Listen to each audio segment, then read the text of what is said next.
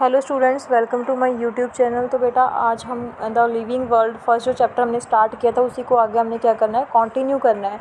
तो first topic यहाँ से हो चुका था बेटा आपका। अब सेकंड जो टॉपिक है वो है टैक्सोनॉमी एंड सिस्टेमैटिक्स। तो टैक्सोनॉमी एंड सिस्टेमैटिक्स को कैसे समझेंगे, सबसे पहले का एग्जांपल देती हूँ आपको। जैसे फॉर एग्जांपल आप किसी जंगल में गए, ठीक है, आपने वहाँ पे कोई ऐसा एनिमल, कोई ऐसा क्रिएचर देखा जो आपने उससे पहले कभी देखा नहीं था, ठीक है, तो उसका आपको नाम नहीं पता। तो आप क्या करोगे, उसको एक साइंटिस्ट के पास लेके जाओगे, टैक्सोनॉमिस्ट के पास लेके जाओगे उसको। तो वो क्या करेगा बेटा, उसको उसकी प्रॉपर आइडेंटिफिकेशन करेगा पहले तो, ठीक है। सबसे फर्स्ट जो स्टेप है वो क्या होता है, आइडेंटिफिकेशन मीन्स वो उसके जो करैक्टर्स है वो देखेगा, मतलब किस टाइप के हैं, उसकी 4 टांगे हैं, उसके शरीर पे बाल हैं, उसकी 2 आंखें हैं, एक पूँछ है। तो सबसे पहले क्या करेगा, उसकी correct description of organism. Second step क्या होगा बेटा, नोमेनक्लेचर। फिर वो उसका कोई साइंटिफिक नेम देगा। साइंटिफिक नेम मीन्स जो पूरे वर्ल्ड में कॉमन हो, ठीक है, उसको बोलते हैं साइंटिफिक नेम, ठीक है। नेक्स्ट है क्लासिफिकेशन। फिर वो उसको कैटेगरीज में क्या करेगा, putting the organism in proper taxa, मतलब जो टैक्सोनॉमी कैटेगरीज में रखेगा उनको, उसको क्लासीफाई करेगा।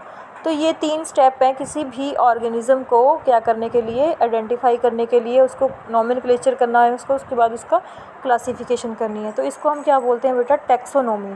टैक्सोनॉमिस्ट ये काम करते हैं। तो टैक्सोनॉमी की डेफिनेशन यहीं से आपकी निकल के आएगी। ये है टैक्सोनॉमी की डेफिनेशन। क्या होती है taxonomy? Taxonomy is the science of theory and procedure of identification, nomenclature and classification.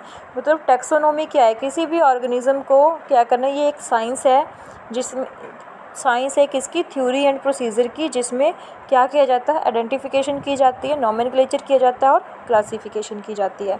तो ये तो थी टैक्सोनॉमी। नेक्स्ट है बेटा सिस्टेमैटिक्स। सिस्टेमैटिक्स का क्या मतलब है, यहाँ से आप देखोगे सिस्टेमैटिक्स का क्या मतलब है, science of studying evolutionary relationship between categories. मतलब अब ये देखो, हम सबको पता है कि जो हमारे एंसेस्टर्स हैं, हमारा एवोल्यूशन कहाँ से हुआ है, मंकी से हुआ है, ठीक है ना। तो इसी टाइप से बेटा अलग अलग जो कैटेगरीज हैं उनका क्या होती है, एवोल्यूशनरी रिलेशनशिप होती है उनमें। कैसे, जैसे मान लो कोई एक्वेटिक एनिमल है, मान लो फिश है, ठीक है, जो पानी में रहते हैं, उनका एवोल्यूशन होके वो एम्फीबियंस में आए हैं, चेंज हो गए। एम्फीबियंस क्या होते हैं, जो ज़मीन पे भी रहते हैं और जो धरती पे भी रह लेते हैं। एम्फीबियंस है, उन्हीं का आगे एवोल्यूशन हुआ है, वो किस में चेंज हुए, रेप्टाइल्स में। रेप्टाइल्स जो धरती पे ही रहते हैं, रेप्टाइल्स जो हैं उनका एवोल्यूशन हुआ है किस में, बर्ड्स में और मैमल्स में। तो ऐसे ही बेटा इन सब का कैटेगरीज का क्या है, आपस में रिलेशनशिप है। और इसी रिलेशनशिप को स्टडी करना क्या होता है, systematics, evolutionary relationship between categories. तो ये होती है सिस्टेमैटिक्स। नेक्स्ट है बेटा टैक्सोनॉमिक कैटेगरीज।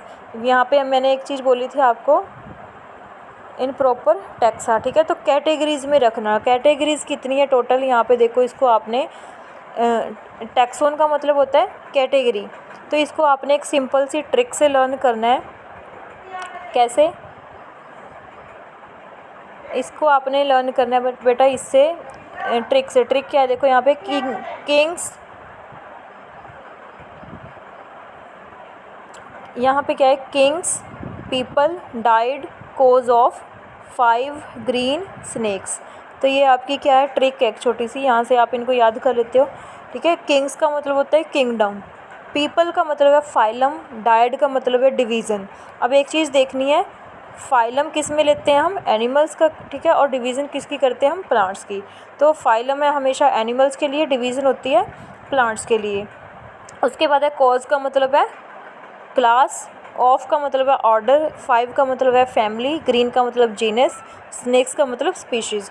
तो ये आपकी टोटल कैटेगरीज हैं, कितनी है, 6-7 कैटेगरीज हैं टोटल। सबसे पहले आती है किंगडम, फिर फाइलम, डिवीज़न, फिर class, order, family, genus, species. तो किसी को भी अगर आपने आइडेंटिफाई करना है, ठीक है, किसी की क्लासिफिकेशन करनी है, तो उसमें ये 7 जो है कैटेगरीज, ये बहुत ही ज़्यादा इंपॉर्टेंट है। अब बेटा आपकी NCERT बुक में एक टेबल दे रखा है, वहाँ से आपको कुछ एग्जांपल दी जाती हैं,